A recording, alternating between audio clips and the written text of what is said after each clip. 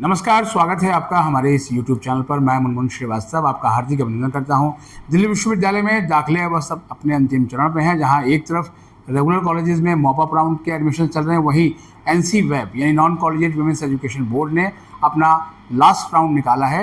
और हम पहुँचे हैं एनसी वेब की डायरेक्टर प्रोफेसर गीता भट्ट के पास और उनसे जानेंगे कि अब तक एडमिशन का कैसा रिस्पॉन्स रहा है और इस स्पेशल ड्राइव का कैसे स्टूडेंट्स फ़ायदा उठा सकते हैं। स्वागत है मैम हमारे चैनल पर। नमस्कार मुनमुन जी। मैम, कैसा रहा इस बार एडमिशन का रिस्पांस? और बिल्कुल आपका भी ये लास्ट चरण आ गया है जी। मुनमुन जी, एडमिशन रिस्पांस हमारा हम ये कह सकते हैं कि अच्छा रहा है। और इस बार बीकॉम में जैसे 1-2 साल से हमारे पास थोड़ा कम बच्चा आ रहा था, तो इस बार हमारे लगभग 600 प्लस ज़्यादा एडमिशन्स हुए हैं। 5000 करीब हमारे बीकॉम की सीट्स हैं टोटल सभी सेंटर्स के मिला के। तो लगभग हमारे 600 से ज़्यादा प्लस एडमिशन्स हमारे पास इस बार हो चुके हैं अभी तक बीकॉम में पिछली बार से। और अगर हम टोटल एडमिशन देखें तो लगभग 12000 के करीब हमारा जो एडमिशन है वो अभी हो चुका है। और ज़्यादातर जो हमारे पास सीट्स खाली हैं वो हमारे पास बीए प्रोग्राम में वो हमारे जो है जो कैटेगरी की सीट्स हैं वो खाली है। जैसे आप देखें तो जो हमारा सबसे ज़्यादा लोकप्रिय पॉपुलर प्रोग्राम जो बीए प्रोग्राम का है वो है हिस्ट्री पॉलिटिकल साइंस कॉम्बिनेशन का। तो उसमें जनरल अभी सिर्फ 5 सेंटर्स पे अभी खुला हुआ है, बाकी जगह जनरल जो है कैटेगरी का क्लोज हो चुका है।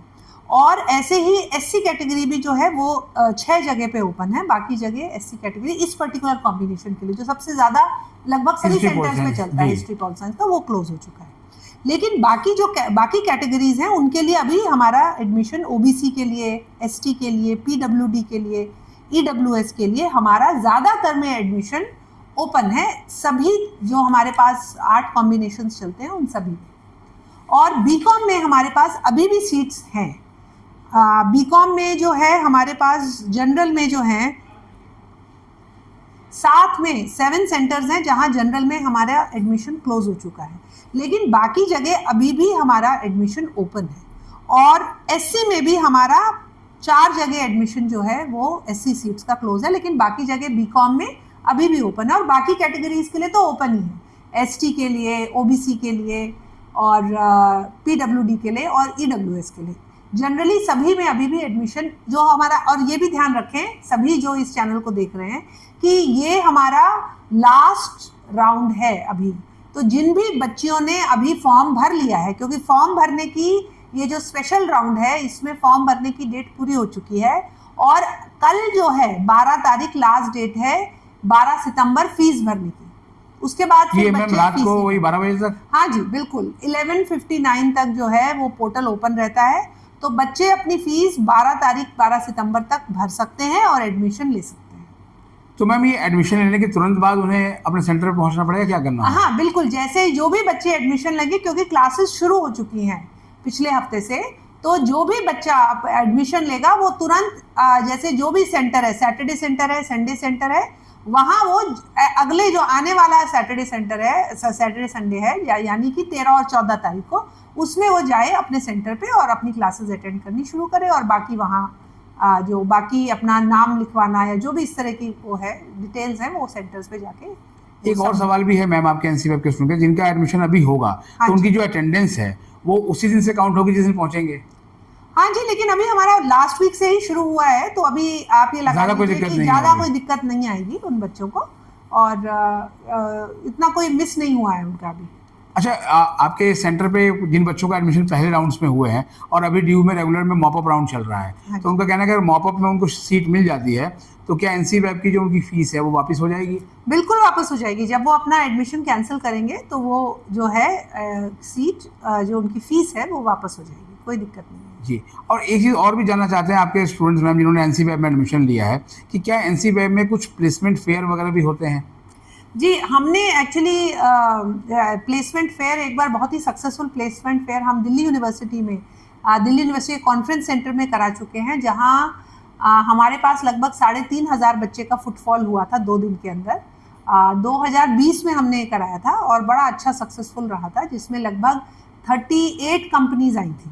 और इस साल से हमने दोबारा, अभी हमारा जो है ये माइक्रो लेवल पे चल रहा है, लेकिन जैसे जो हमारे पास कुछ जो स्किल कोर्सेज कराने के लिए जो एजेंसीज आती हैं, उनके माध्यम से हमारे बच्चों को कई बच्चों को जॉब्स मिली हैं। लेकिन इस बार हमने डीन स्टूडेंट्स वेलफेयर को भी रिक्वेस्ट किया है और उन्हें कहा है कि उनके माध्यम से वो ऐसी कंपनीज को बुलाएं जो कि हमारे बच्चों को के जो स्किल सेट है उसके अकॉर्डिंग उनको जॉब दे सके। तो इस we are going to work on this year in a very very judicious way. एक और भी मैम कि जैसे वाइस चांसलर इंटर्नशिप स्कीम है, वैसे ही कॉलेजों ने भी अपने यहाँ प्रिंसिपल की स्कीम शुरू की, तो एनसी वेब के सेंटरों में भी कुछ ऐसी स्कीम शुरू करने का विचार है? देखिए, एनसी वेब सेंटर्स के पास अभी इस तरह की हमारे पास फंडिंग नहीं है, लेकिन ये अंडर कंसिडरेशन है। यूनिवर्सिटी सोच रही है कि जैसे इन स्टूडेंट्स को भी किसी तरह की इस तरह की इंटर्नशिप में इंगेज किया जाए। कुछ हमारे सेंटर्स ऐसा करते हैं, जैसे महाराजा अग्रसेन कॉलेज है, उसमें जो हमारा एनसी वेब का सेंटर चलता है, वहाँ उन्होंने कुछ बच्चों को अपने मेन कॉलेज में इंटर्नशिप उन्होंने दिलाई है। तो इस तरह की कुछ एक्टिविटीज़ हमारे और सेंटर्स भी करते हैं। अच्छा मैम, एनसी वेब में कुछ स्टूडेंट्स ने जो एडमिशन एक बैकअप प्लान के तहत भी लिया है कि इस साल एनसी वेब में पढ़ लेते हैं, अगले साल माइग्रेशन ले लेंगे रेगुलर में, तो क्या एनसी वेब से रेगुलर में माइग्रेशन पॉसिबल है?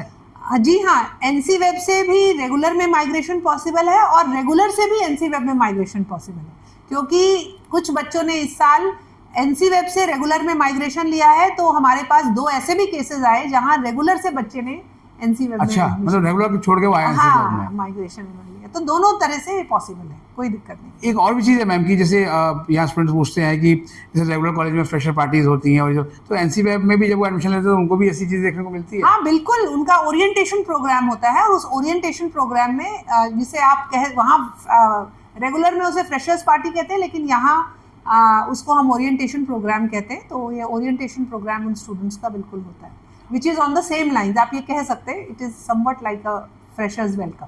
और एक और भी चीज़ मैम, पेरेंट्स का कंसर्न ये है कि जो एनसी वेब और सोल में आपने फ़र्क एक बार बताया था, तो एनसी वेब की परीक्षाएं भी रेगुलर के साथ ही होती हैं? बिल्कुल रेगुलर के साथ होती हैं, और बल्कि अगर आप देखें तो ज़्यादातर ऐसा होता है कि रेगुलर का पेपर मॉर्निंग में होता है उसी दिन, और आफ्टरनून में उसी दिन एनसी वेब का पेपर होता है। तो इसलिए हमारा एग्ज़ाम ब्रांच ही डील करता है सारी चीज़ें दिल्ली यूनिवर्सिटी का, और उन्हीं के द्वारा पूरी जो डेट शीट वगैरह है वो सब उन्हीं के द्वारा बनाई जाती है। और एक मैम, स्कॉलरशिप स्कीम को लेके भी पूछा है कई पेरेंट्स ने कि उन्होंने फीस तो भर दी है, लेकिन चूंकि वो बहुत ही इकोनॉमिकली वीकर सेक्शन से हैं, तो बाद में क्या उनको कुछ स्कॉलरशिप वगैरह का भी जो है प्रावधान है? बिल्कुल है, फाइनेंशियल एड दिल्ली यूनिवर्सिटी के द्वारा। ये पहली बात तो ये है कि दिल्ली यूनिवर्सिटी में जो फीस स्ट्रक्चर है उसमें यहाँ एनसी वेब में फिर भी फीस स्ट्रक्चर काफ़ी कम है रेगुलर के मुकाबले में। और दूसरी चीज़ ये है, इसके साथ साथ दिल्ली यूनिवर्सिटी फाइनेंशियल एड भी एनसी वेब के बच्चों को देती है। हम जनरली दिसंबर के महीने में उस फॉर्म को फ्लोट करते हैं, सब सेंटर्स को भेजते हैं, और वहाँ से हमारे पास डेटा आता है। हमारी एक कमिटी है जिसमें कि प्रॉक्टर ऑफिस से और डीन स्टूडेंट्स वेलफेयर ऑफिस से मेंबर्स रहते हैं, और वो सारे फॉर्म्स को स्क्रूटनाइज करते हैं, और हम लगभग 700 to 800 स्टूडेंट्स को फाइनेंशियल एड 3000 रुपीज़ का एनुअल देते हैं। चलते चलते मैम, आज का लास्ट सवाल, जिनका इस स्पेशल ड्राइव के लिए उन्होंने फॉर्म भरा है, उन्हें आप क्या सलाह देंगे? मुनमुन जी, मैं तो उन्हें यही अपील करूंगी कि जिन्होंने स्पेशल ड्राइव में अभी कई रिस्पेक्टिव कॉलेजेस में आपने फॉर्म भरा है, तो आप निश्चित रूप से एडमिशन लीजिए। आपको देश के जो सबसे सर्वश्रेष्ठ विश्वविद्यालय है, दिल्ली विश्वविद्यालय, उसका भाग बनने का एक अवसर मिल रहा है। और दूसरी बात ये कि आपको नॉन कॉलेजिएट में ये एक वीकेंड कॉलेज की तरह है, तो इसमें सब एक्टिविटीज़ होती हैं, आपका एक अपना पीयर ग्रुप बनता है, क्लासेस जो है फिजिकल होती हैं, एनुअल डे होता है, स्पोर्ट्स डे होता है, और भी हम बहुत सारी स्किल लर्निंग की एक्टिविटीज़ कराते हैं, बहुत कुछ होता है। तो एक आपको एक्सपोजर जो है, वो कॉलेज का जो एक्सपोजर है वो नॉन कॉलेजिएट के माध्यम से मिलता है। तो मैं सबसे ये अपील करूँगी कि आप जल्दी से जल्दी अपनी फ़ीस सबमिट करें। बहुत बहुत धन्यवाद मैम, हमें समय देने के लिए। धन्यवाद।